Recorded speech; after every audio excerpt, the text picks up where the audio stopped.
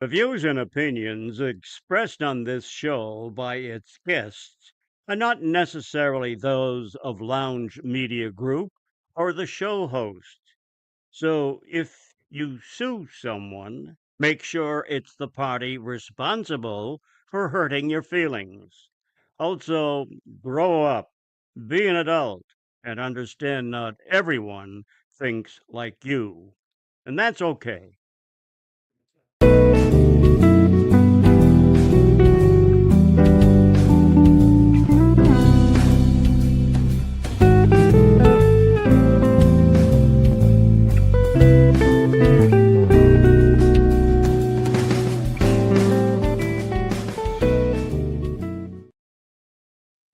Yo, yo, yo.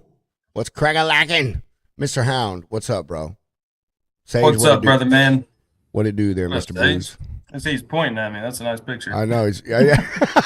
Because you the man, Hunter. You the man. There what's up, man? What's up, bro? Yeah, man.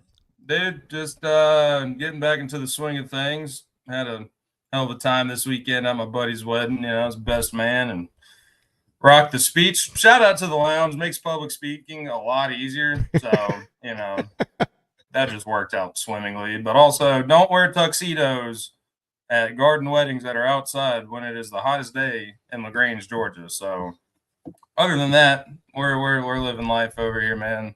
Freight's rolling pretty good. Got a couple of days of widespread panic this weekend. If y'all don't know who they are, go check out their music. And then we're going to Vegas next week, which I believe you just came back from there yourself. I did, bro. And widespread panic. Where you seen them at? Nashville or what? What up, John? Birmingham. Oh, in Birmingham. How many times you seen them? I couldn't tell you. I know. I was about. I was seeing if you had an answer, bro.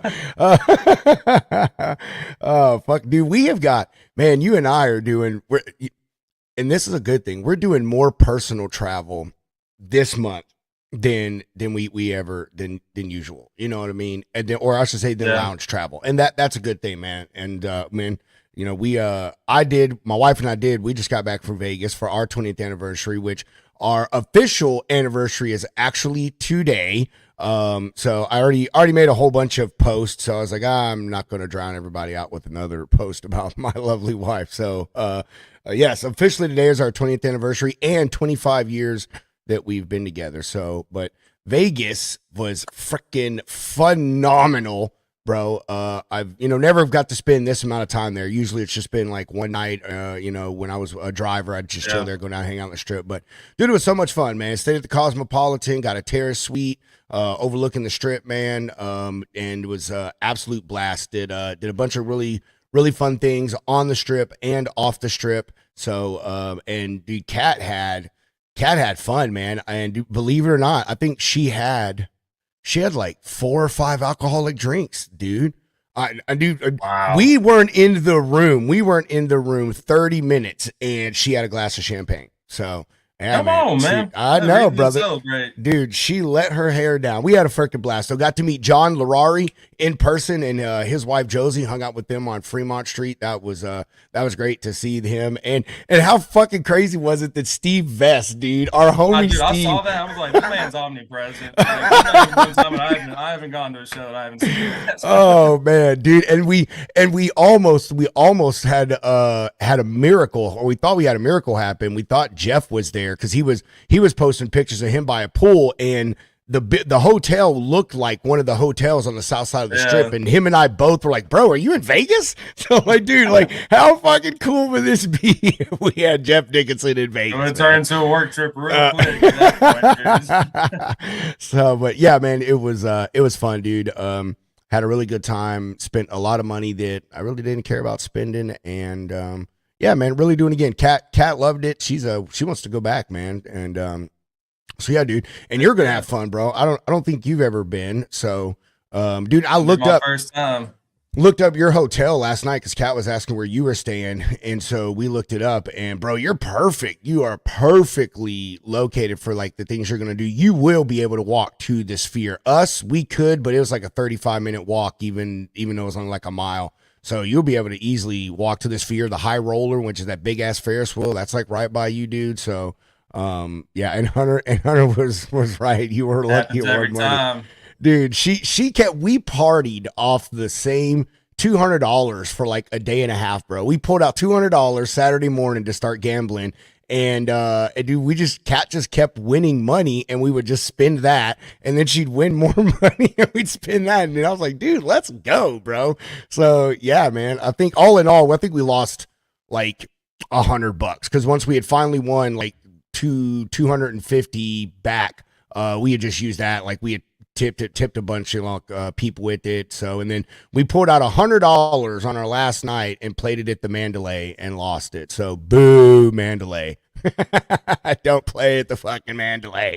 We won all our money like at the Cosmo, bro. Yeah, that's where we won it all. That was the Cosmo, and I think the Flamingo. I think Kat won like $75 at the Flamingo too. She played like $10 and warming it up. Yeah, bro, warming it up for you. There you go, man.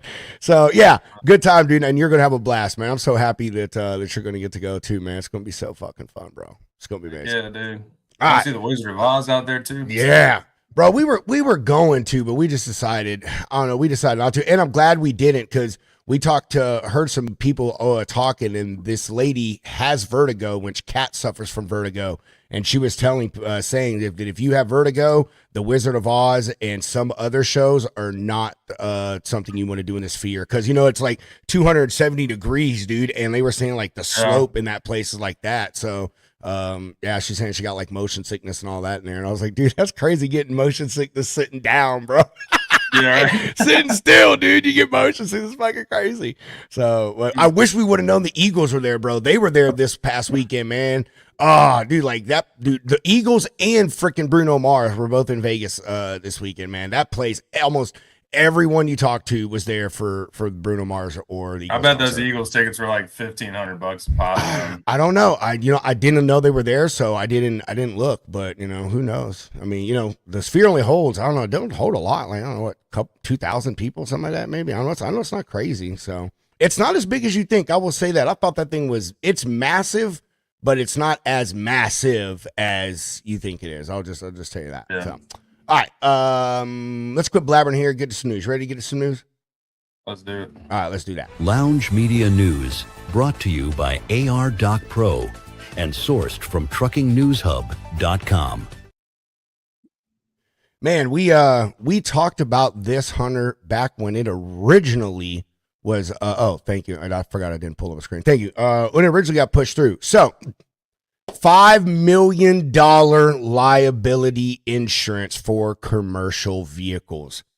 Is that going to be the new norm, ladies and gentlemen? Well, if U.S. Representative Jesus Garcia and Derek Tran, both Democrats, one out of Illinois, one out of California, if they have their way amongst the other co-signers with this bill, then that will be the new norm. The Fair Compensation for Truck Victims Act would increase requirements for interstate motor carriers to $5 million in liability insurance.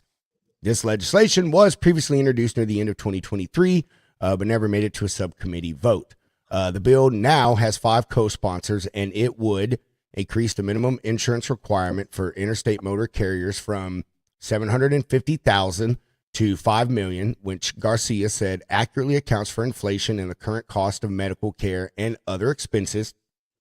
Also, it indexes the new minimum requirement to inflation to ensure that financial protection for crash victims of commercial motor vehicle accidents, that it does not erode over time and keeps pace with the rising cost of healthcare and other expenses. According to Garcia, the bill has been endorsed by the Institute for Safer Trucking, the American Association for Justice, the Truck Safety Coalition, Citizens for Reliable and Safe Highways, Parents Against Tired Truckers, and Road Safe America. Finally, in a report to Congress last month, FMCSA acknowledged that in rare instances that fatal and severe critical injury crashes do occur and the cost of resulting property damage, injury, and in the rare case of the fatalities, they can't exceed the minimum levels of financial responsibility currently in place. The agency, however, added that it does not have access to enough information and data to justify an increase to the liability insurance minimum. So, I mean, I do agree with the, 750,000. I mean, it's not, we've talked about that before on the show with some insurance people, safety people, blah, blah, blah, blah, blah. I mean, dude, $750,000, that's nothing after, the attorneys and all that take their stuff. And, some of these things are, even if it's, not severe, even, minor injuries can be lifelong and have, consistent issues that require, long-term care and stuff for them, or attention for them, I guess say. So, yeah, I do agree with that. I mean, $5 million though. I mean, bro, you just got to think right now, the standard really typically, I mean, is $1 million. Let's just say that. I mean, I know it's 750,000, but we all know everybody goes for the $1 million. Rates just went, excuse me, rates just almost doubled for a lot of people just for that.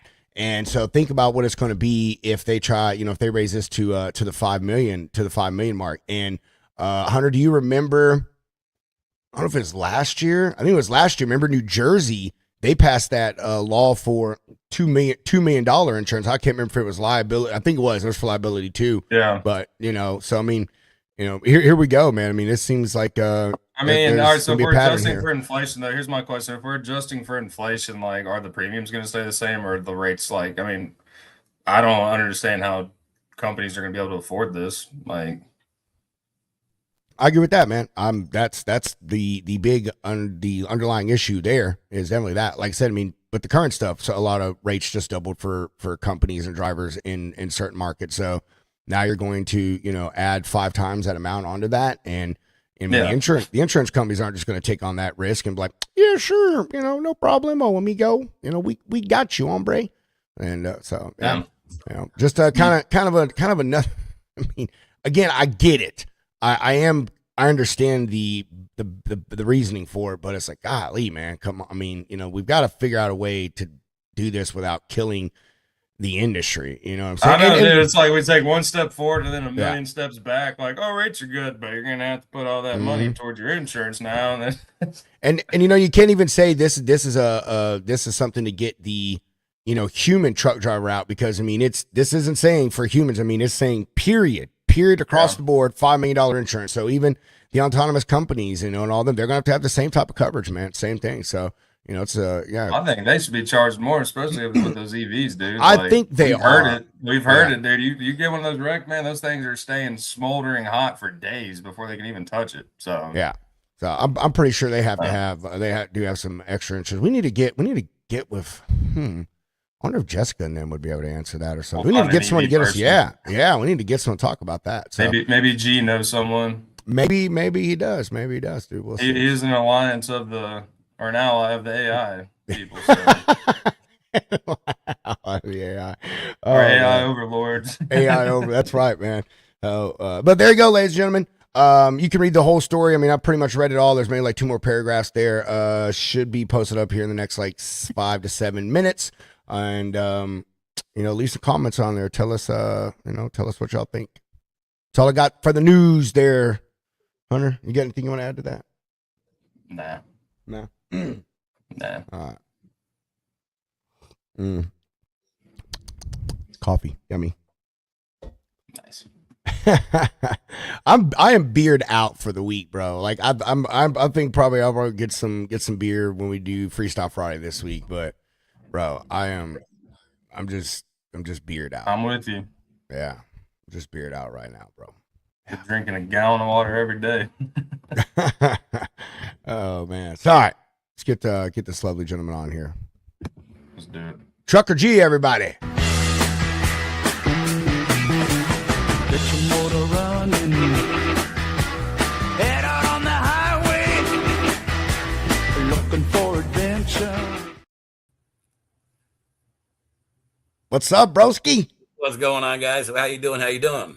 Man, we are fantastic. Hunter's all AI alliance ally. What are you talking about, Hunter? I just learned how. Dude, I ain't throwing any shade at it, man. It's interesting. Like I've seen the stuff you've been posting on Facebook and the conversations that you've had with it. It's wild. Yeah, so I commend you for going into the trenches and trying to figure it all out. Like it's crazy. It's a pretty amazing tool, but they still ain't figured it out. Yeah, it's wild stuff. How you doing, brother? No, he froze. There he is. Pedro's on a new vacation every week. It seems like. On a new what? I don't even think you heard me. No, we On a new lost you for a vacation every sec. week. No, Living, I living wish. the best I life. wish I was on a vacation every week, Oh, bro. you didn't hear me? Yeah, that time I did. I wish. This first vacation my wife and I, vacation we've ever taken with just the two of us. Ever. So yeah, I wish. And I don't know what you're talking about. I've never taken one. Me and the old ladies, we never Listen, let me tell you, you've got to try it sometime. 10 out of 10 do recommend. I heard it's great. One of these days. So what do you guys got going on? Hold on. Hunter, is he buffering on your end? Yeah. How was it? He was perfect the entire time we were backstage, and now he's buffering. What the hell? I don't know.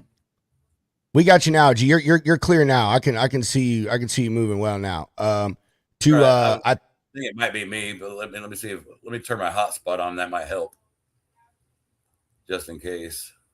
Mobile hotspot. That's always my backup. Seems to work. That's what we used to Matt's. Crystal clear. dude. Yes, it was. Heck yeah, it was. All right. Well, I think you asked us how we were doing. I've been good since Matt's only been, man. It's only been a few weeks. It feels that's fantastic. Yep. Awesome. It feels like it's been a month since Matt's, doesn't it, Hunter? I mean, yeah. It's been 2 weeks. I guess it only has been 2 weeks. Yeah. Holy crap. A lot happened in 2 weeks, boys. I mean, heck, when you're busy, a lot time goes by quick when you're busy. I know that's right, man. Damn it. Yeah. That's what we've been as busy. What about you? How have you been since Matt's? Really good, actually. I mean, I've been building in the trucking industry, building software for the truck driver. That's one of the things that I seen at Matt's is I stepped into one of those pro talks is what I did. And they were talking about authority being stolen, people's authority, double broker. Same thing we've heard for how long now. Same thing the driver's been bitching about for how long. And all of a sudden now they want to talk about it because now it's all of a sudden a topic. Well, hell, why didn't you listen a long time ago when we were talking about it? Well, it's really simple on how they're doing it, guys. They're going on to FMCSA Safer, which is their website. They're scraping it. They're getting our information. They're getting, they're hacking into our accounts, changing just one little letter or a dot or something in our authority, booking loads, and we're none the wiser by the time we figure it out. Heck, you don't know what happens. We've heard all the stories. I mean, how many claims are going to be against your authority before you do find out? So basically, I built a tool. It's an authority watch. It's for free for everybody. We'll check your authority every 2 days and make sure nothing's changed. I mean, if you want to check daily, then there is a cost for a daily monitoring system, but we will check it and make sure it's safe. We will alert you. I mean, well, we will dig into that. We'll dig into that more here in a moment. That's one of it says trucking and other things. So that's going to be under our other things topic that we talk about with you here, man. We're going to get into all of that. I mean, so much into that. We were just talking about Matt's, and that's one of the things that came up was that Pro Talks things. Yeah. That's what I love about Matt's. I mean, you learn so much when you go there. You do, man. I agree with that. And the Pro Talks this year were really good. And especially because Hunter and I had we had a lot of friends up there on stage talking about things, man. People that are just normal everyday people in this industry. They're not freaking CEOs or policymakers or any of this stuff. They're normal everyday people that are just in this industry or adjacent to logistics somehow.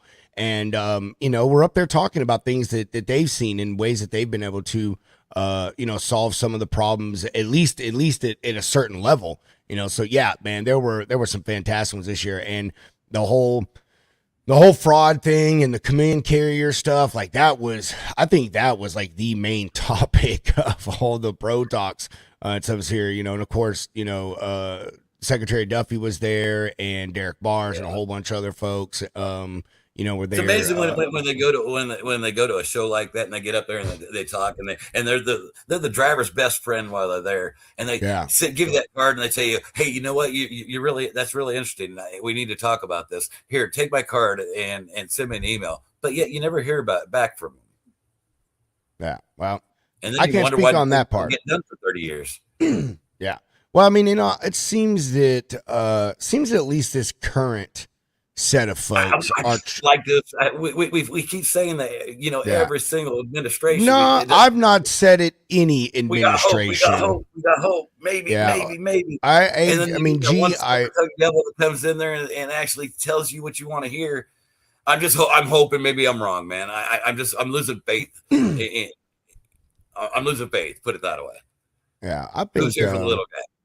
I think we've all lost faith, bro. And rightfully so. Rightfully so. This is an industry, like some other industries in our country that is heavily regulated, and the government is heavily involved in it. They make all the rules, and we have to abide by the rules. But then when the rules don't benefit us, and we need things changed, or the rules start getting used against us by bad actors and such like they are now.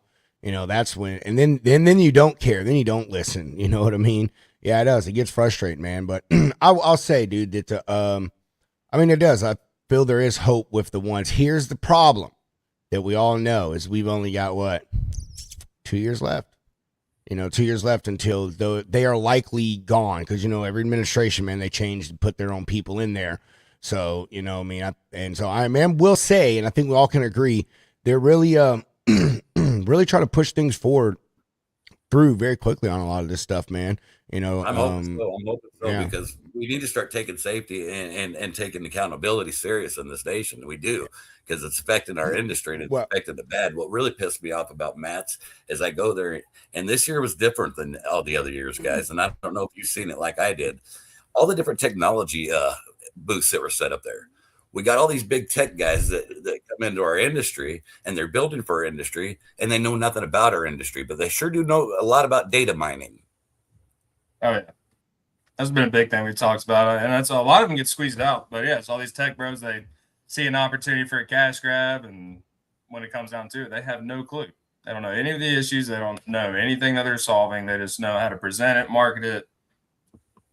It sounds like these two categories are scattered, but they're not. They link together.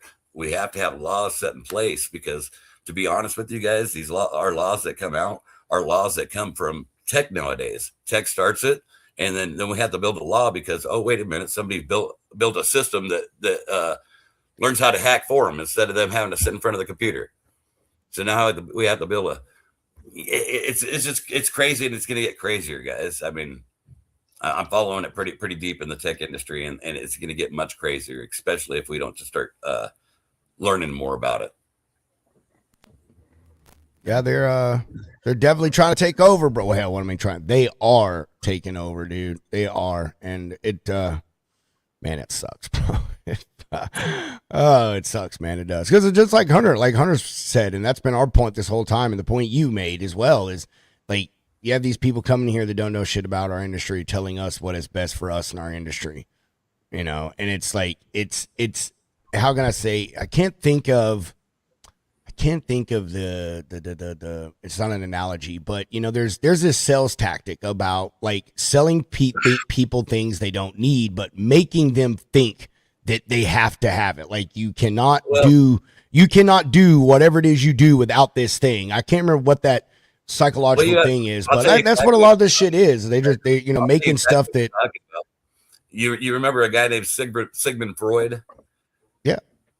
Well, his nephew was a name, but his last name was Bernays. Bernays, I believe it was his last name, and he's the guy that actually came up with exactly what you're talking about: consumerism, the study of consumerism. It started, and then the military learned it and took over, and yeah, look it up, Bernays. I will look him up.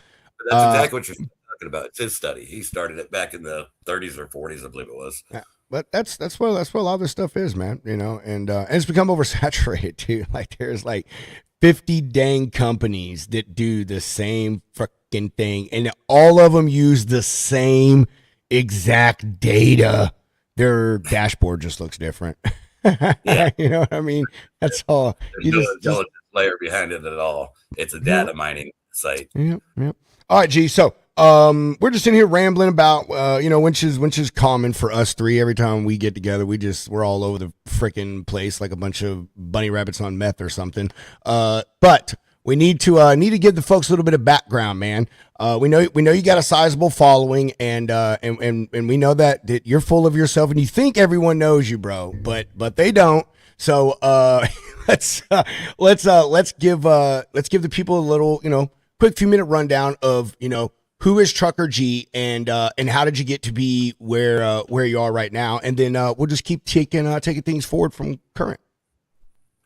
Who am I? I really ain't nobody. I'm just another driver like everybody else, to be honest with you. I'm a driver that got fed up. I got pissed off one day back in 2019. That's not when I got pissed off. That's when I finally got so pissed off. I did exactly what I said I'd never do, and that's do a video. I'm just a guy that got pissed off. I got tired of griping like everybody else does. And if you're going to do something, if you want to make a change, you got to actually do something. So I come across the video. What happened? Actually, I was an instructor and I had a student. He wanted me to do an interview with him. I said, all right, well, I didn't know there was anything about trucking on Facebook or social media. I didn't do social media. I said, all right, well, I'll do it. If it'll help another driver out, sure. So I go on there and I do the interview with them. Then I thought, well, hell, that wasn't too bad. So I go on YouTube and I type in trucking advice. I didn't realize there was anything on YouTube about trucking. Never been on the platform. You got to remember, I'm old, guys. And hell, there's all kinds of videos. And it seemed like every single video you watched, most of the guys didn't know what the hell they're talking about. And the ones that didn't had the biggest following. The ones that actually knew what the hell they were talking about were not listened to as much, to be honest with you. I don't understand what the concept, because, well, I guess what it is, the guys coming in the industry don't know anything anyway, so they don't know if they're hearing something that's coherent or not coherent. So I really don't know what it is. Maybe they picked the youngest guy. Personally, when I sought out to get information, I usually look for the oldest guy. But hell, that don't even work nowadays, because look at the 65, 70-year-old guys coming into the industry that used to be doctors and lawyers. So basically, that's what it is. It started off there. I run into a guy that wanted to charge $60 for trucking advice. I got pissed because I got the advice for free, and that's where my first video started. So how long were you a driver, G? 34 years, 4 million miles now, brother. Golly, man. Well, woo-wee. Dude, and you made it out of the truck, man. That's a hell of a feat right there, bro. Miss it every day. Yeah, Hate the job. Love the lifestyle. I know that. Working. That's true, bro. You keep the delivering and the pickups. I just want the drive. I know that's right. We just need to have enough. 80,000 pounds all day long, every day. Keep I know that's right. Regulation. I miss it too, man. It is. There's something about being out there on the road, man. If you ever been behind the wheel of a big rig, then you damn near know how that feeling is. So, all right, brother. And so we drove for a while, did that thing, man. We got mad at all the losers on YouTube, on the interwebs, giving out bad advice, and then you just started doing it yourself, man. And yeah, I just got tired of the drivers getting preyed upon, man. I mean, help these kids come into school. I was an instructor. They can't afford $60 for some mediocre advice that they should be getting for free. Heck, they could barely afford to put a box of macaroni and cheese on the table to feed their family, and you want to charge them $60 for 30 minutes worth of your time to get the wrong information? Yeah, I mean, how are you going to tell me what company I should go with? You don't even know me. You don't know what I'm looking for, and you're going to tell me, hey, you should come drive for, and I don't want to throw a name of a company out there. Swift. We'll just say Swift. Yeah. Because everybody hates on Swift.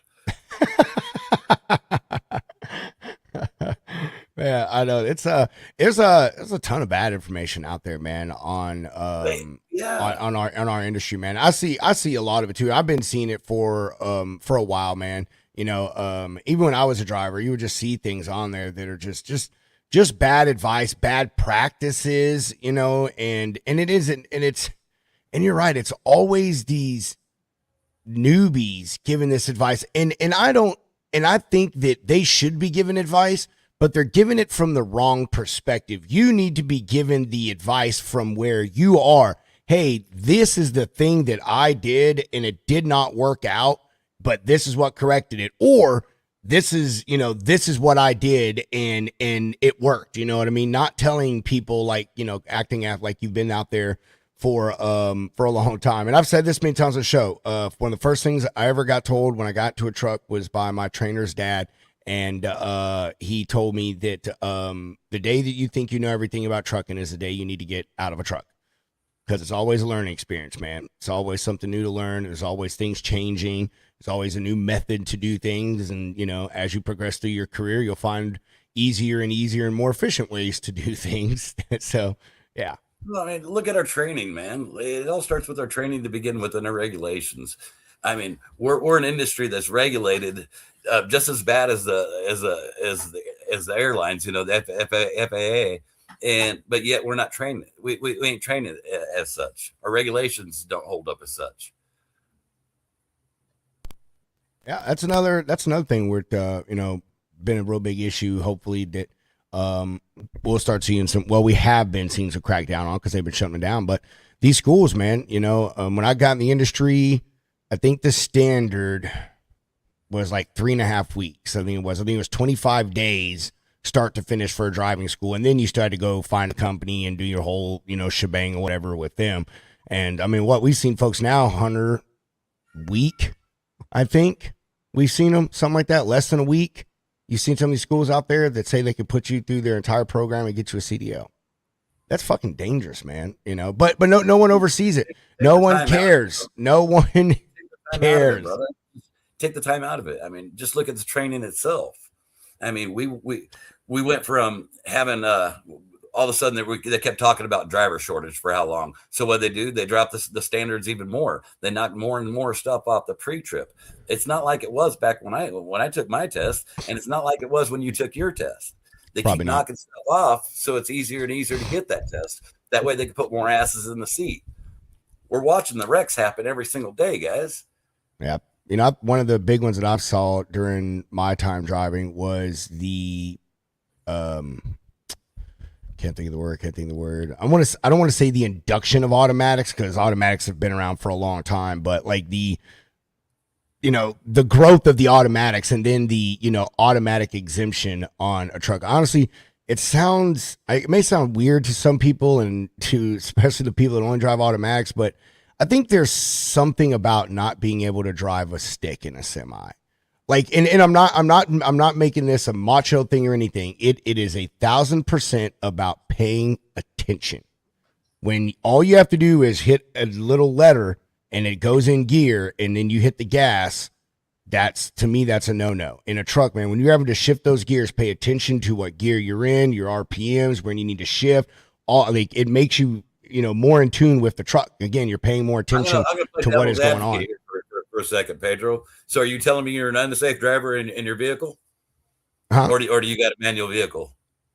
No, I wish I had a manual vehicle, but again, I mean, I see the same argument, but it's different in a truck, bro. In a car, it's just your car, And let's be honest, people are oblivious. People are oblivious. You're playing with your phone. You're playing with your phone in the car when you have an automatic. You have a stick. You don't have so I'm safe in my car.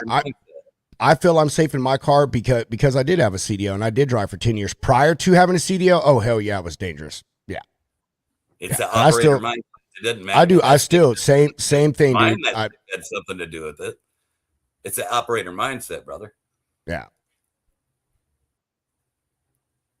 So regardless, I've seen one-arm drivers that can drive just as good as any two-arm driver with an automatic. Because they're having to pay more attention. Dang it!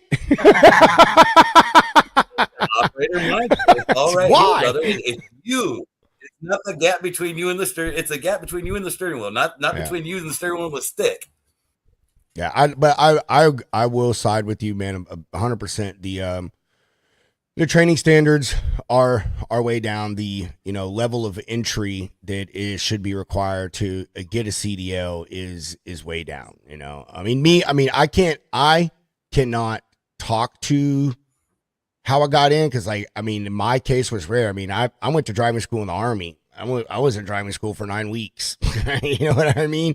So I did that, and then I came out, and all I had to do was learn how to drive a stick. And I had found a company great enough that taught me how to drive a stick. I went and got my CDL by myself. I literally rented a truck that wasn't automatic because that's all I could drive because that's all there's driven in the Army.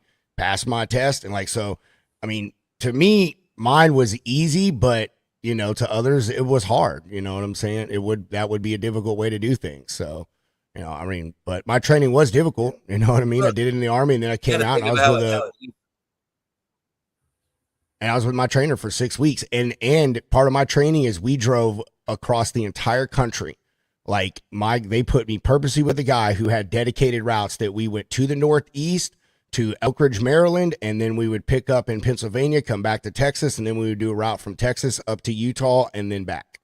So that way I experienced everything within the 6 weeks that I was with that guy, except for winter. I didn't get to go through, but I just still went through every type of mountain there is and, you know, all that stuff. So I don't even think they do that anymore. You did the exact same thing there that we always do, Pedro. You did the exact same thing that we always do. We went from talking about schools to all of a sudden talking about trainers. Those are two different paths, brother. True. And that's what we got to start ciphering between, because we're getting all that confused and we keep fighting amongst each other, and we're all saying the same thing. We need better training all the way around, but it's got to start from the beginning, from the day they get their license. And in my opinion, from the day they get their very first permit when they're 15, or well, in my case, it was 14 back in Alaska, back in the day. But we're not instilling that knowledge. Before, we used to have our aunts, uncles, brothers, sisters, somebody older that knew what the hell they were doing that taught us this stuff. Now we're going to schools and going off of industry standards, not knowledge bases. You say you're from Alaska? Yeah, I used to live there. I've lived everywhere, man. Did you truck drive in Alaska? I lived there for about a year. Do what? Did you drive truck in Alaska? No, I was only 14. I got my driver permit when I in Alaska when I was 14. I was about to say, talk about different experiences. But yeah, Dad was a pipeline mechanic, so I was out on the oil fields and all that stuff out there. Yeah, that's rowdy. But yeah, no, I'm with you on the differentiation between the schools and the trainers, but like, I don't know. I mean, who's in these schools training these people? Because, you know, you got certain trucking companies when you're in the, you know, you get your CDL and then 3 months later you're able to train people. I mean, that's the same concept with these schools, and we've seen that. Yeah, and that's just it. Even the schools, what they're doing is they're hiring truck drivers, and not every truck driver is an instructor. Not every truck driver can train. You know, they might be able to be great at driving the truck, but not every teacher can teach either. We've watched it in our school systems. Just because you have a degree doesn't mean you're good at what you do. It's when you learn that student and you learn how they learn, that's when you become a better instructor, a better teacher. Because then you can start relaying and you can start making sure they understand what you're teaching. Because if they don't understand what you're teaching, you get what we got now. A bunch of people with a CDL that got past the test. Gee, I think you could agree with this, you know, that the schooling part and instructing part in our industry has become just like the schooling for our kids, man. They're just being taught how to pass a test at this point. You know, like you said, it's not about extending knowledge anymore, along with, you know, teaching them how to drive a truck. You know what I mean? It's just, hey, these are the things that you have to know to pass this test, and then we're just going to make you someone else's problem after that, basically. You know, man, it's kind of what the school system is, man. Each grade is like, we're going to teach you this to pass the test, and then you're the second grade teacher's problem. You know what I mean? Like, as long as I get you out of my classroom. I was watching this commercial. It was about about the Japanese education, and where they're actually teaching the high school kids robotics and stuff. Not where they're sitting with a book they're actually digging in and doing stuff. And those kids actually learn then, and then you get excited because you get your hands on something. But we don't do that. Yeah, we used to have vocation, but hell, you don't even have vocation anymore. It took all that stuff out of Out of the schools, man. All the shop. Yeah, but that's our All that. future. We don't want to invest in our future anymore. Yeah. And and that's the same kind of story we see with the trucking industry. You know what I mean? Like no one's really investing in the future. They keep saying they're driving us towards it, but you know what I mean? It's just like no one knows what that future is. And no, I mean it like to what end are we going? And it kind of goes back to the kind of start of the conversation about the technology stuff. I guess we'll use this as the segue into talking a little bit more about what you got, is they're talking about push towards the future, but it's just the regurgitation of the same shit over and over and over and over again. The same programs, the same laws, just tweaked a little bit differently that don't benefit us. And we're just in this constant rotation, you know what I mean? And it's like the monorail track, around Epcot. You go and then you get a few areas where you stop for a little bit. It's like, oh, look, it's pretty. The trees, the animals. And then you get on and then you go through the boarded up section of Disney World where they're changing stuff. It's what it's like, bro. I'll tell you, it's what it feels like in this industry. It's just a loop. It really is. I mean, almost sometimes it feels like Groundhog Day after this many decades, and I'm sure guys that's been in it longer than me can attest. So let's talk about the future, man. You know what I mean? G, here you are a guy from the past, man. I mean, been in this industry for a really long time, and instead of being on your way out, man, you're thinking ahead. You're thinking towards the future of how you can help those in the industry now, and the ones that will be coming into it here in the near future and the far future, hopefully. So, let's talk about this cool little nifty, handy dandy digital notebook. If we're all old enough to remember Blue's Clues. No, let's talk about this thing you've been building, G. Basically everything we've been talking about, that's what it's about. You talked about building in the software industry, and we were talking about the schools and stuff. It all goes hand in hand though, guys. You can't keep patching systems such as the CDL industry, the trucking industry, and you can't keep patching software and expect it to turn out right. You have to put governance from the ground up. Governance is bounded before execution. Same thing in software, same thing in governance, same thing in runtime. Sometimes runtime governance, it's all the same thing. And I don't mean to be confusing here, guys, because I got confused with all this to begin with it also. What I'm saying though is it has to. The only way to fix things is from the ground up. We can't keep patching. Well, this is happening now. Now let's fix this with the authority watch, such and such. Those are tools. Those are patches to fix what has already happened. CCLE is from the ground up, where drivers get their license. If we can fix drivers to make them make better decisions from the time they get their license, they make better decisions throughout their career, then we wouldn't have to have an authority watch because they'd know how to watch their authority on their own. We wouldn't have to have settlement analyzer because they'd know how to read their settlements on their own. We wouldn't have to have a lease checker because you know that lease is predatory, and you probably wouldn't have to run it through a checker to begin with. Because if you don't have the funds to cover a truck, being an owner operator probably ain't for you. And I'm not trying to make no digs at you guys. I made all these mistakes myself. So what exactly does it do though, G? I mean, tell us. I mean, if we're, you're talking about starting from the time they get their CDL and working with them. So, what's the precipice of it, man? Give us the nitty gritty. CCLE, basically what that is that's a CDL core learning engine is what I call that. And right now what happens is the guy wants to become a truck driver. What happens? He calls the school up. They say, yeah, we got a job for you. Hey, first thing I need you to do is I need you to download an app.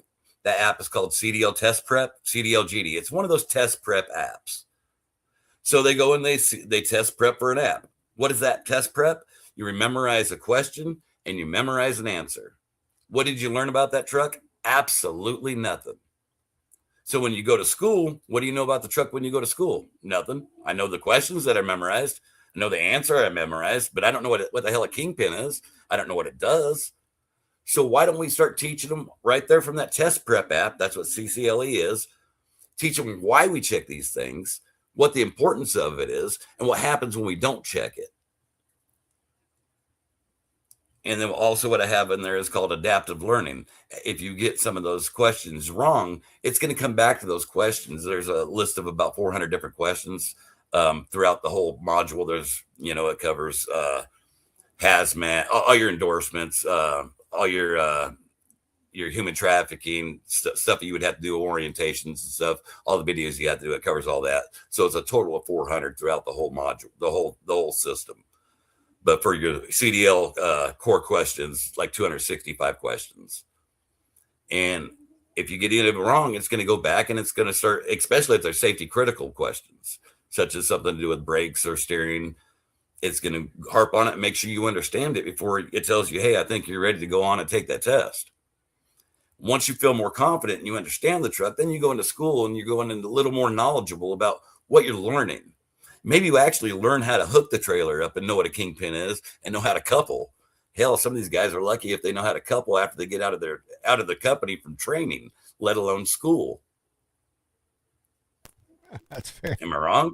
No, bro. No, you're not at all. I mean, I was a trainer for a little bit at U.S. Express and some other companies, man. And whoo, some of the shit you saw was fucking crazy. All right, so is this all focused around this initial entry into the industry? Me as a prospective driver coming in here, you know what I mean? Basically, I've talked about a few different. I think I know where you're going, Pedro. I talked about a few different tools, guys. Basically, I'm talking about one website. It's fortruckersbytruckers.com, and it's got 5 different tools on it. And I'm adding tools as the drivers tell me what they need. CCLE is my core learning engine. That is for CDL students coming into the industry. All the other tools are for drivers that have already started, just helping you make sure you know your numbers, know your true cost per mile. You can't decide whether that load's paying you good or not if you don't know what it costs to run your truck. So I got a load profitability calculator. I got a true cost per mile calculator. I also have a settlement analyzer. That way, some of these guys with these settlements this thick can learn how to read their settlements. Because the only reason why a settlement is this thick, guys, is because they're trying to hide something. That's been my opinion, because there ain't that much in a settlement that I need to know. I know what my variable cost is, and I know what my fixed cost is. I should need to know what I paid you and what you paid me. Why is it got to be that thick? Ooh, I can't speak to that, bro. Never been in that seat, but I know companies that I worked for had like 8 pages on a settlement, and that's a lot. I know what you're talking about. I've heard that of exactly what you're saying. Is just like the settlement is they're overly complicated, and you know what I mean, for absolutely no reason. And these things are done by people in accounting departments with accounting software with accounting degrees, and you're giving it to someone that maybe has a high school diploma, and saying, figure this out. Exactly. And I will, that's good. That's good shit, man. I like that. This industry is just, I think it's predatory towards every driver, whether you're a company, a driver, or an owner operator, but even more so, I think, focusing towards the owner operator. And I don't even mean companies, like even, truck sales places. My point is it's too fucking easy to go buy a semi truck. It is too easy. Like all you got to do is same thing as a car, have the money down. That's it. You know what I mean? Like you don't have to know crap about operating a trucking business, and you can go buy a truck. That's it. You know what I mean? And some of these people do that, and they have no idea what it is to be an owner operator, that it is a business. Like they were a company driver, and they're like, oh, it's just truck payment, trailer payment, insurance, and that's it. It's like, dude, that's maybe 4 of the 60 things that you need to account for. Exactly. And so, I mean, it's too easy. It's too easy to make mistakes in this industry, and it's not forgiving. You know what I mean? It's not forgiving at all. And when you're buying a truck and trailer, $100,000 worth of equipment, and those payments and that stuff goes up, that's not an easy thing to deal with on someone's credit and to move forward from. So, and to be honest with you, Pedro, I built these tools here. If I don't build them, somebody else is gonna. But I am gonna tell you the ones that I built ain't out there mining your data, and that's why I built them. because I know somebody else is gonna, and they're gonna do exactly what they always do in this industry. They're gonna mine our data and build off of our knowledge. Very true. So And I where have a clue what our knowledge is, and that's why you always get screwed up in the process. so this this site that you I mean you've built and are building here, you know, do you have is it just you, G, as far as like, you know, all of this knowledge and the input and you know, the courses and stuff just come for you, or do you have other, you know, are you yourself pulling from other industry experts? I hate using the fucking word expert because no one's truly an expert. You know what I mean? I'm following Yeah, you, yeah. we put together what we call Crew 42. There's a group of about 12 of us. We're all independent guys. One of the guys that's in the crew, some of you guys might be familiar with a company called MySpace from back in the day. He was the head architect for MySpace. Kevin Irwin, shout out Kevin, like he's going to be watching this, but. But me and Kevin's gotten really close, and Kevin and I have both building pretty close together, and he checks my builds, and I've actually been looking at a lot of his stuff too. He's building some pretty impressive stuff. That's good, bro. That's good. You know, and I had a reason for asking that question, you know, because everyone that builds these things, it's usually just them. They're like, oh, these are the things I know, and I think they're the things that you have to know too. And then it'll be the same fucking person talking about people just doing that exactly. Yeah, it's always this person saying, I know everything. I know everything. You know what I mean? Like, now, as far as industry knowledge, it's actually me and Sammy Lloyd. You might know Sammy Lloyd from Trucking Sense on YouTube. We got together. We put together Cabin Tail, and so it's actually off of both of our brainchilds as far as the calculators and stuff go. Well, that's good, man. That's awesome, brother. You yourself are taking your own advice and, you know, heeding to others that, you know, different parts of things and things that you don't, man, and pulling into it, man. So, you know, because that's another part of our stuff, man. Everyone in this industry's got an opinion, and it's not saying your opinion is wrong, but very few people's opinion is 100% correct. You know what I mean? You want to know what I'm hoping for, Pedro? I'm hoping for your for all the lounge lizards here to go in there and try it. And actually give me feedback, break the sucker, tell me what I did wrong. Because when you tell me what I did wrong, if you're right, guess what? We got a more solid tool. That's how we build solid things in this industry, is by collaborating together, not letting tech build for us. We build our stuff. I put together a skeleton, guys. I built what works for me. I didn't build what works for you. So tell me what works for you, and maybe we build something better that works for everybody.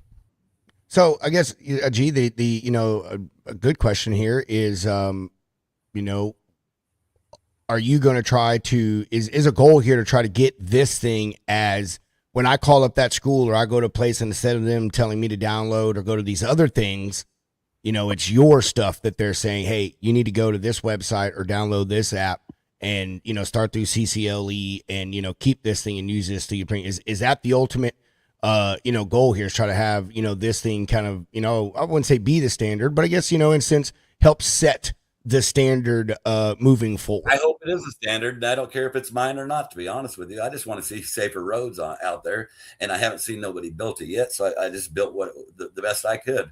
To be honest with you, I think it's a pretty solid system, and I'd like to see it being used, because it's everything a driver, every one of us drivers have bitched about for the past 30 years that I've listened to, is drivers not being taught this, drivers not being taught this. I've taken everything that drivers ain't being taught and just taught them why we check this. Once they understand why, then they learn. No, I agree with that, man. You need to do this and expect them to understand it. Yeah. Yeah. And I mean, again, it goes back to that thing you talked about. You know, you're just telling someone, you know, how to pass the test, and that's it. And I think that knowing and understanding how the different things on a truck work, you know, like coupling, man. Like, you know, you think, oh, it's just, you know, sliding a big metal pin into a jaw and it closes around it. And yeah, it is as simple as that. But man, there's a lot that happens in that activity that needs to go right to make sure that everything is secured and the truck is, you know, you're safe, people on the road are safe, you know, you didn't damage anything, so forth, so on. And so, you know, and all they teach you in there is, Just make sure the jaws are closed. Well, that's good, but there also can't be a gap in between that fifth wheel and that fucking trailer. You know what I mean? And amongst other things. So I like that. I agree. I very much love that. The understanding of the process, G. When I told you about CCLE, what I didn't tell you about it is I did tell you that I think it belongs in the high schools when they're 14. So guess what's in there? There's also a teen card in there. So if you got a teen that's fixing to start driving and they're using one of those test preps, tell them to hit that up. Let me ask you a question, Pedro. I'll give you one of the questions on the Oh, test. don't. I'm a fail, bro. 100% gonna fail. It's on the regular driver's license, man. Dude, I don't care. I've been driving for 30 fucking years, bro. 25 years, I think. There's no way I'm passing this. This is a great question. Where do you place your hands on the steering wheel in a car? What is it? 10 and 2, right? 10 and 2. Yeah, 10 and 2. Or 10 and 2. Isn't it? 9 and 9. 10 and 2. It's now 9 and 3. We got airbags that come out and deploy.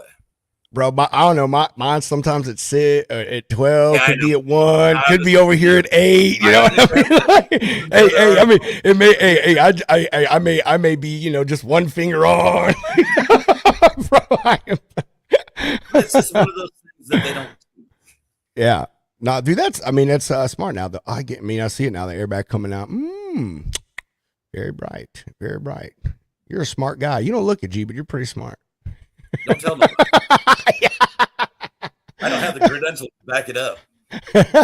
I said, if you tell them, no one will believe you. Oh man, I like it's very, very intuitive site, man. You were showing Hunter and I this when we were chilling over at Taylor's trailer and stuff, man. And so we've seen it firsthand. It is very interactive, man. The dashboard was cool, the design, and all you were showing us, I think, mainly was part of the calculating stuff. I don't even think we saw anything from the CCLE. So no, I did not understand when we had that conversation that it was a whole thing. You know what I mean? Like, I did not understand that it had was, all of these different parts. I've been building pretty hard in the last couple of weeks. That's why I told you dude. Been a lot happens in the last couple of weeks. This is a great tool, man. I mean, it is, and it is definitely something that it is needed, man, to help like we're talking about, man, trying to get back to a standard, set a standard. Whoever standard it is, let's just find one and stick to it and make sure it's the safest, most reliable one, that we can get out there. Yeah, definitely. These fools are in here. I just seen Hunter got the auto nods engaged. I'm thinking, what is that? I'm getting nodded. Somebody's falling asleep. I'm sorry. No. Heck, we can liven it up if you want. Heck. Talking shit in the comments, man. All right. So what's next for you, G? What do you got going on here, man, in the near future? Like, you going to any events, any shows? To be honest with you, I'm heading up to Columbia. There's a startup weekend, and I'm pitching to investors up in Columbia. Nice. Hell yeah, dude. What is it, like a convention type thing, or like I don't want to say convention? It's a competition. Yeah. I'm trying to think of the word. Like, there's a certain word I'm looking for, but I get what you're saying. Yeah, I think I know exactly, and I don't know what the word is either. Yeah, but yeah, like a startup weekend is what it is. Yeah. Kind of like a pitch camp or whatever. Yes, you know what I mean? Yes. Yeah. I've seen those things. It'd just be like a whole shit ton of VCs and just get together in a convention hall, man, and be like, hey, like, you got a cool product, come drop by, or of course, like swing it to us. If we like it, we'll freaking talk. Yeah, I know exactly. So now I'm going to be in a room that I'm not comfortable being in. I ain't got a bunch of truck drivers, so hey, come on down, guys. I could use all the help I can get, support. Heck, we'll turn it into a truckers convention. That's exactly what you don't need is Hunter and I there.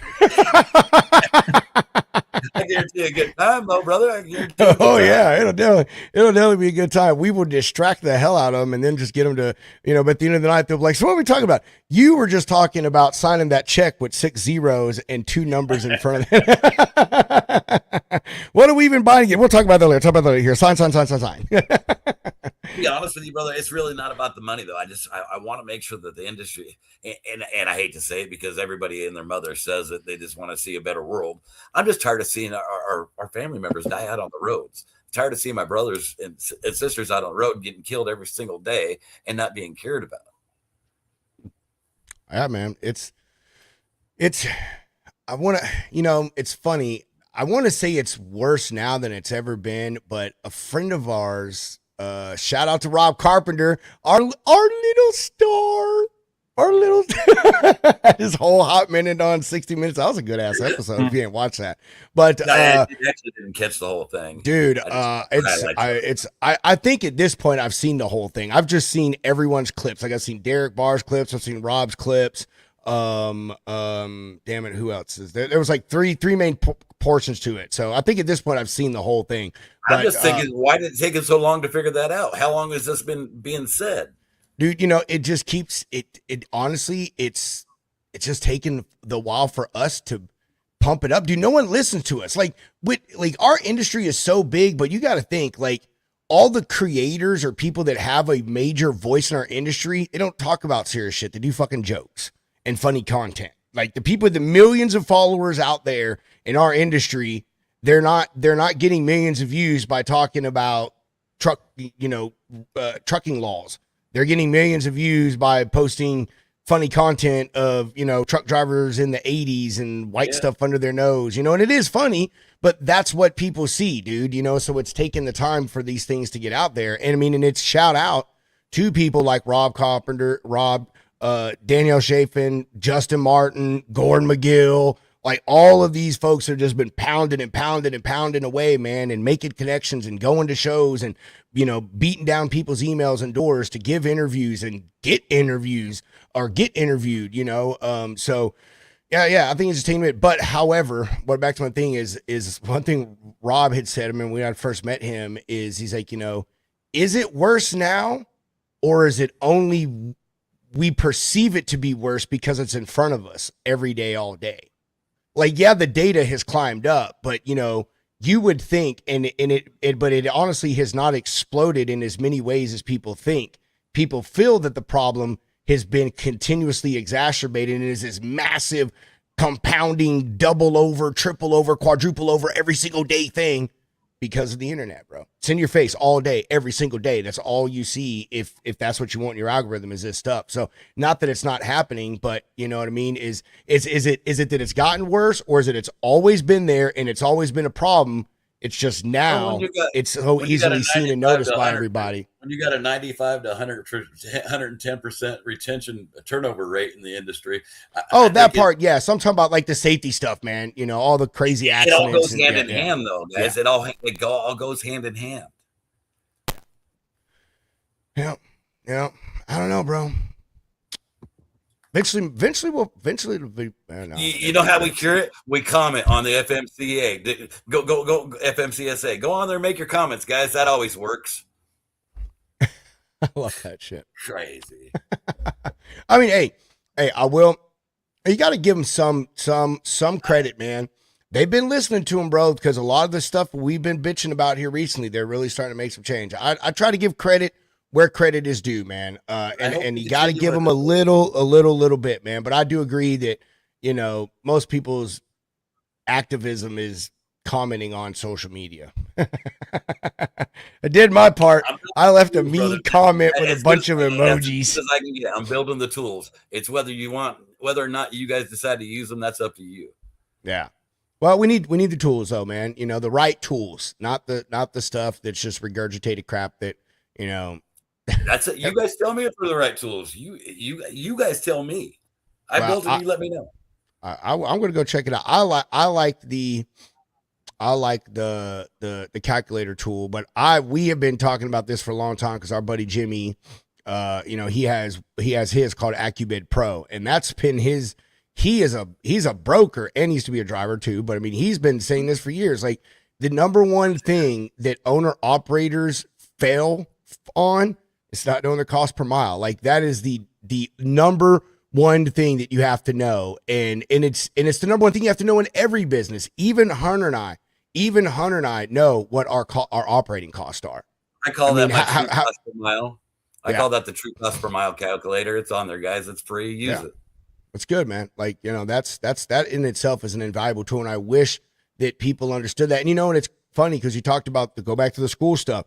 One of the things they don't teach you in school, which I know it's not a big thing anymore, but is balancing your accounts. You know, I used to say your checkbook, but balancing your accounts, understanding how money works and how bills and stuff work. It's the same stuff with owning a business, man. People just can get into a business without any formal training or understanding of it, and just, you know, hey, good luck to you. You know, and I think that's just a dangerous thing. And a lot of folks just don't understand there's tools out there that can be used for before you get into this stuff. And it goes back to also what you say, too, G. A lot of them, they charge a ridiculous amount of money. It's like, dude, I'm trying to start a damn business here. I don't have $5,000 to give you to consult for me. Oh, there you go. man. Can you see that there? Oh, yeah. Okay, cool. Gotcha. So there's a load profitability calculator. There's a true cost per mile calculator right here. Like I was telling you, just put all your information in there. Let's go back. This is the one here that I worked on that I just got put up today, is the decision impact engine. Put down what you done for the month, miles you drive for the month, what you bring in for the month, miles you drive for the month, and what you spend. That'll give you a quick cost per mile, but it lets you know what it's going to cost you if you put out those new tires. What it's going to cost you if you skip that oil change.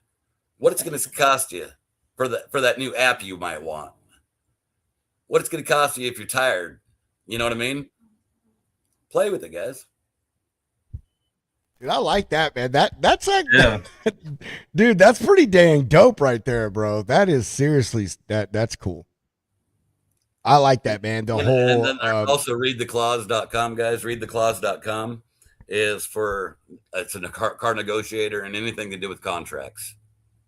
Nice, dude. Oh, man, G.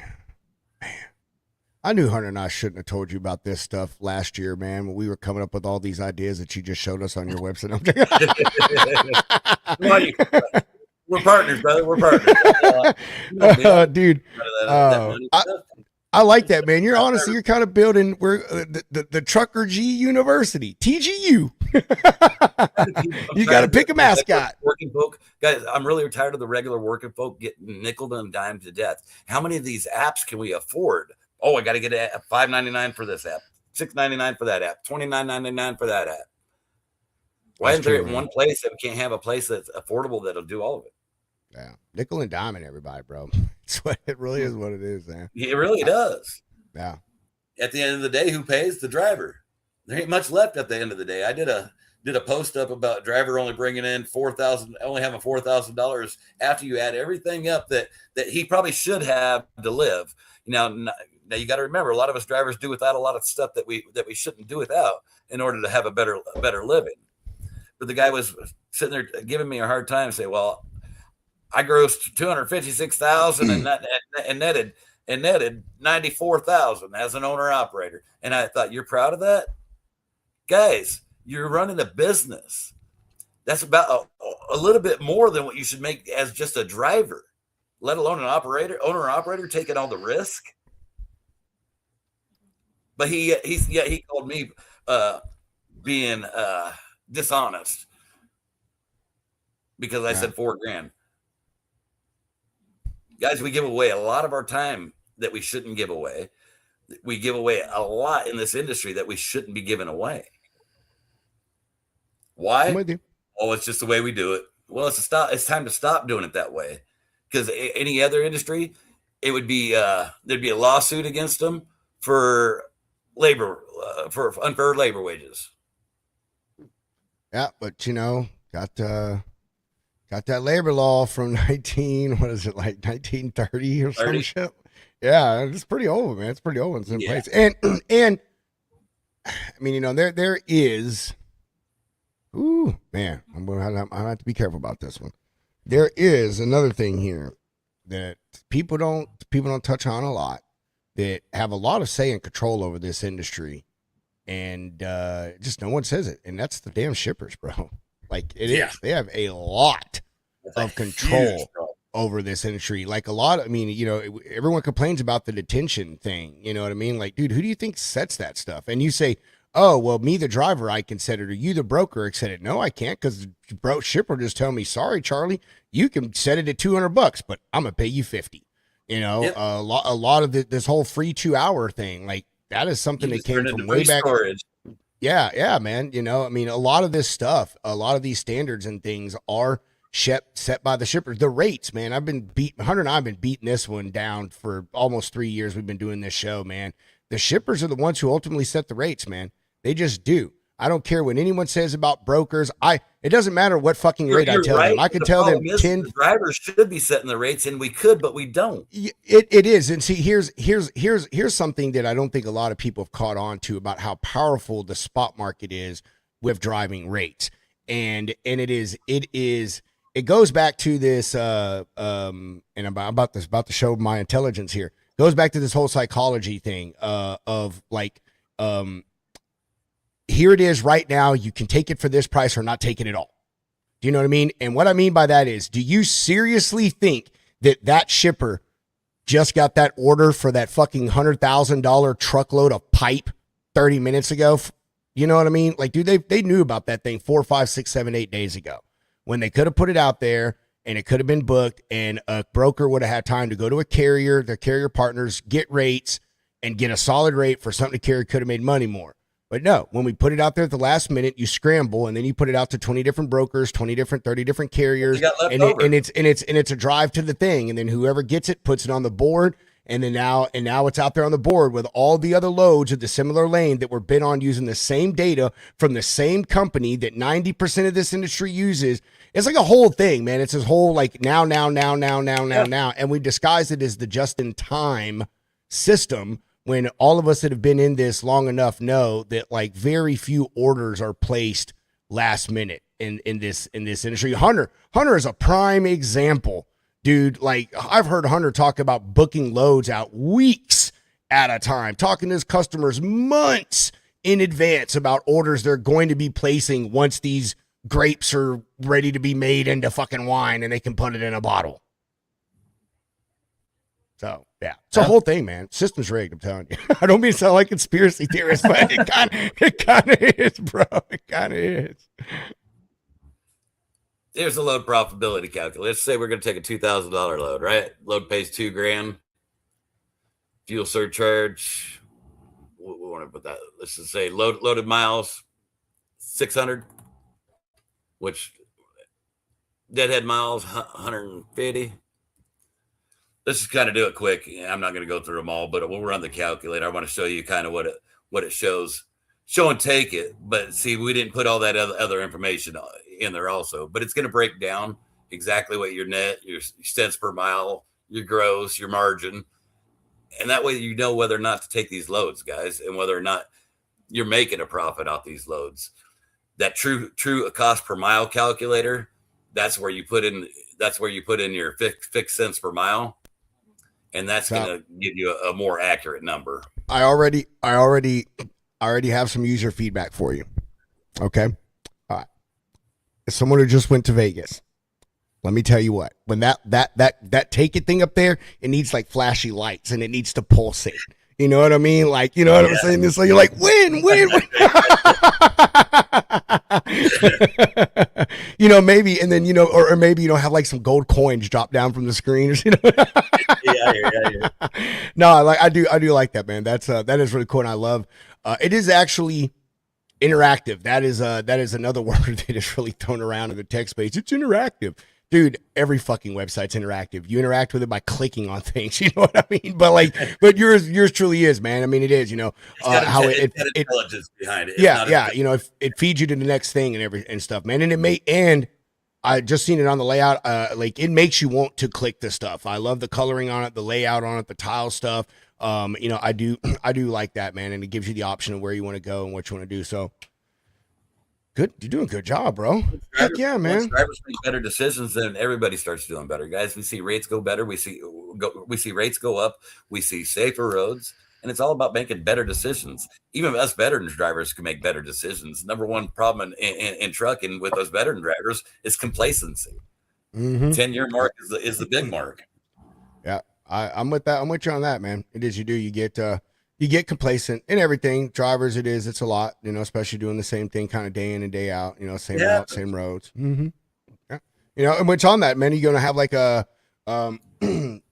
a continuing training. I have said for a while that like we should do that, man. Like, you know, every 5 years or something, man. You know, yeah, you should have to go and just take some kind of research thing, man, because regulations and laws change a lot. You know what I mean? Even small things. You know what I'm saying? So I moved to Arizona, Pedro. I moved to Arizona back in '93, I think it was. Yeah, right after I got my CDL in California, I moved to Arizona. And when they gave me my CDL, when I got my CDL out there, my CDL was good for 36 years. Golly. Holy. Yeah. Dang. I don't remember how long mine was. Problem in this industry, guys. We don't recertify. We go and renew our license. We go and get our physicals. But who's actually certified and make sure these guys are actually still competent? I agree. I'm with you on that, man. You know, even the companies don't do it. You know what I mean? Like they put you through some little safety classes, but like that's who watches those videos? Yeah, I'm with you, bro. It's the same. It's the same guy in a suit and tie that puts a hard hat on that's never been in a truck doing a video that. And especially. Dude, especially once they started like uploading them to the to the Qualcomm in the truck, and I could just play that video and then play my PlayStation while the stupid video played with the volume down. and that's their idea of training. Yeah. Very true, bro. Well, G, I like it. We like it. I'm gonna really check it out, mess with it. Talk about this stuff. It's not very glamorous. It's not fun, guys. This ain't a fun topic. There's nothing fun about safety and compliance, but it's something we need. Yeah. Well, I mean, you know, I don't think there's anything. I agree. There's nothing fun about it, but I mean, it's a necessity, and you should be serious. You should be serious about it, man. You know, I mean, it's it's 70. It's boring talk. It really is. I mean, to me, it is. Yeah. I enjoy it, man. Honestly, I like say stuff because it's a serious thing, bro. I mean, it is because if you know, if you take safety as a commercial driver serious, you're going to take everything else about being a commercial driver serious. You know, you're going to have pride in what you do. Facebook, man. How many of these sites, even yours? I mean, we'd start talking about safety. How many likes or how many comments you get on that safety post as you do that cat meme? Yeah, very true, bro. Very true. I know. It's the boring thing. I'm with you. No one will deny that with you, dude. I don't understand it. You know, I mean, I don't. I'm not saying it's the most thrilling thing, but you know, I mean, I took it seriously. You know, I mean, I don't know. It was just beat. Yeah, I don't know. I said I came. My thing was different, man. Yeah. Put it down. Unless you're learning something, guys, we're wasting a lot of time. Yeah. We're watching things get worse and wasting time.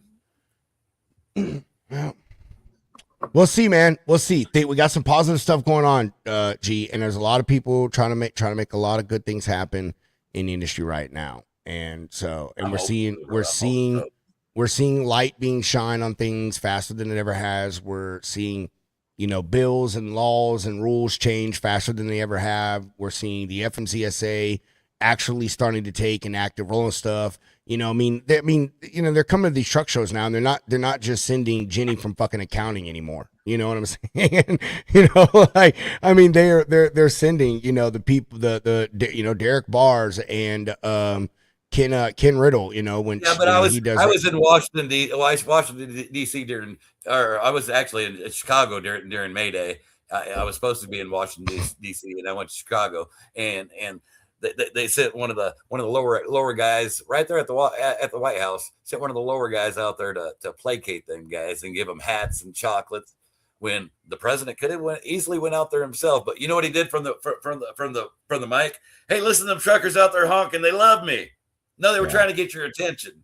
And what'd you do? You sent them chocolates and hats.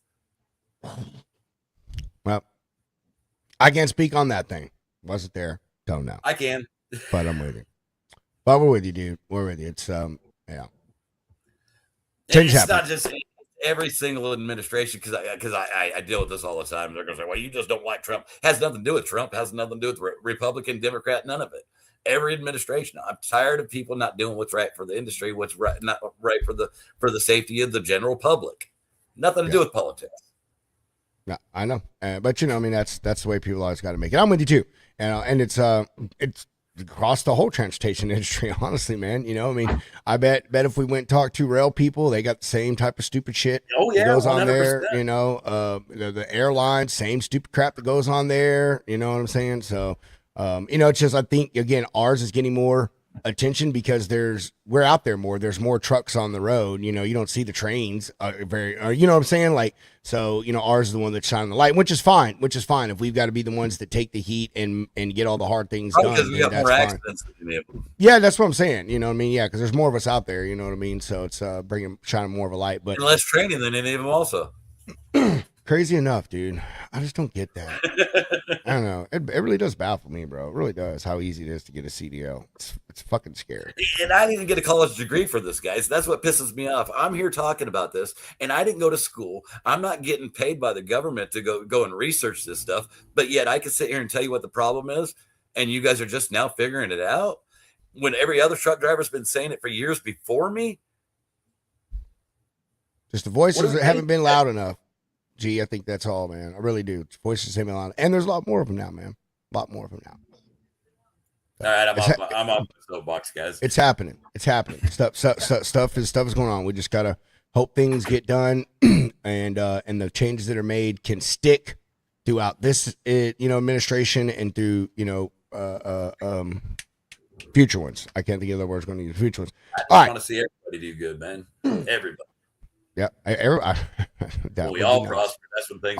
Our industry needs a fucking break. That's what. Oh Lord, have mercy, dude. We need a break, bro. And I will agree with you. I am seeing a light at the end of the tunnel. I don't want to see them all dark, gloomy. Dude, no, it's hard. It's hard to be positive in this fucking industry. It's hard. We've had a downtime that's lasted longer than anyone that I ever remember. Dude, I am so ready to cancel my subscription. Oh man, I'm about to call customer service, dude, and I'm about to give them an earful, bro. Let me tell you what. Oh my god. All right, G. We're pulling up on an hour and a half here, so we talked a lot, man. I apologize to you guys. No, brother, no, man. We would go forever, but we're trying to keep it. Trying to keep the shows 60 to 90 minutes, man. People have lives. So, talked about a lot, man. Give us some exiting comments, questions, concerns. What can we look forward to? And also give yourself some plugs. Tell everyone where they can find you. Guys, I usually don't do plugs, you know that, but oh my God.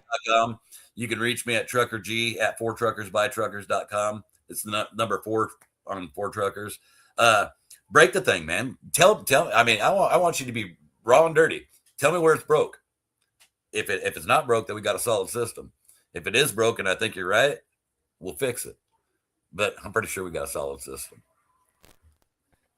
And if I don't already have it built, let me know what we need to build, and we'll build it. I'm calling for all lounge lizards to go find the problem. You know, Chicago. Yeah, if you want it built, I'll build it for you. Oh my God, yeah, that's true. You want someone to fucking break something, you just let TJ get home. He'll fix it. He'll fix it too. I will give the man credit. He will fix it if he breaks it. But you want someone to break something, you put it in TJ's hands. So true, bro. Oh, that man is he's a mythical creature, bro. I'm telling you what, he is a mystery, man. I can tell you one thing to put on here. We'll end it on this. I'll give you this free piece of advice. You should put something on there for truck trailer sizes, weights, classes, like that type of stuff, man.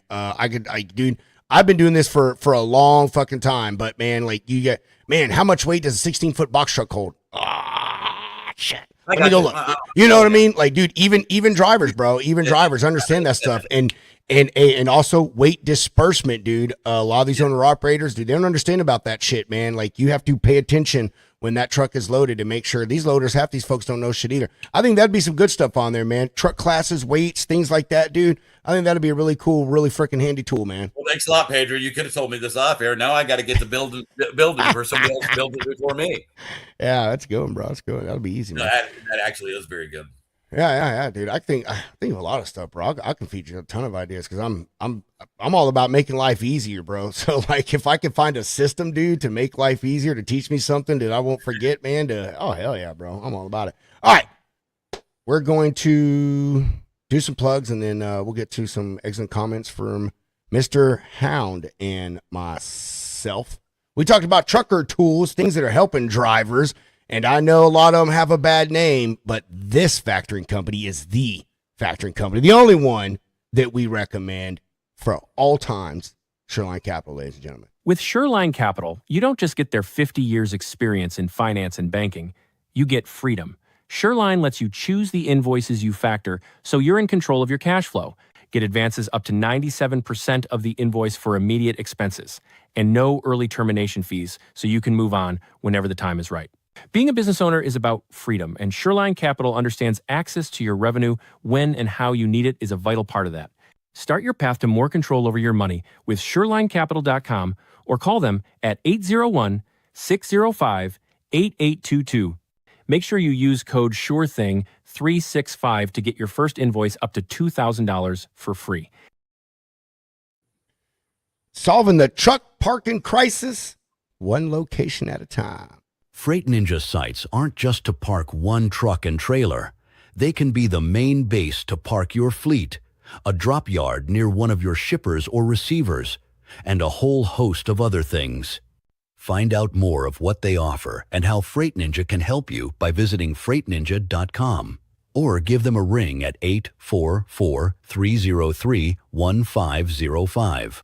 Make sure you use code LOUNGENINJA to get special pricing. Mr. Hound, what you got? G, it's always a pleasure, brother. Love what you're building there. It's good stuff. Well, definitely have to check it out, get it pumped out there, and let us know what kind of reviews you get on it, because I'd be interested to see what names come across the table. But yeah, dude, it's people like you that really make a change. And like Pedro was saying, I think more people with an audience, and a voice need to, keep talking about this stuff. It's not the most exciting thing in the world, but it's what matters and what makes our life easier. So kudos to you, dog. And hopefully we see you at large cars and guitars. Gonna try to make it. I might have a job at that same time. I don't know if it's gonna conflict or not. I gotta wait and see, but hopefully we can make it happen. But as far as everything else, guys, if we're not here for each other, who's gonna be? Us drivers got to stand with each other. I know that's right, dude. What's a driver is always a driver. You can take the driver out of the truck. You can't take the truck out the driver. Very true, brother, man. Very true. What do we got? Tomorrow, excuse me. Tomorrow morning, Road Dog Coffee podcast, 8 Central, 9 Eastern. Just gonna hang out, drink some coffee, talk about some trucking stuff, and whatever else pops up. Y'all know it's always a show of a bunch of freaking randomness. And then Friday, Freestyle Friday. I think it'll be oh, no, we had a freestyle last. No, we didn't. I don't know. Whatever. We only Freestyle Friday this month, I think, because Hunter and I got a lot of things to do, man. A lot of traveling. So come and join us for Freestyle Friday on the lounge this week, or this Friday, 4 Central, 5 Eastern. And I think that's all we got. Anything else, Hunter? No, sir. Cool. Well, we're out of here. Chunk the deuces, ladies and gentlemen. Mr. Hound, roll that beautiful bean footage. The views and opinions expressed on this show by its guests are not necessarily those of Lounge Media Group or the show host. So if you sue someone, make sure it's the party responsible for hurting your feelings. Also, grow up, be an adult, and understand not everyone thinks like you. And that's okay.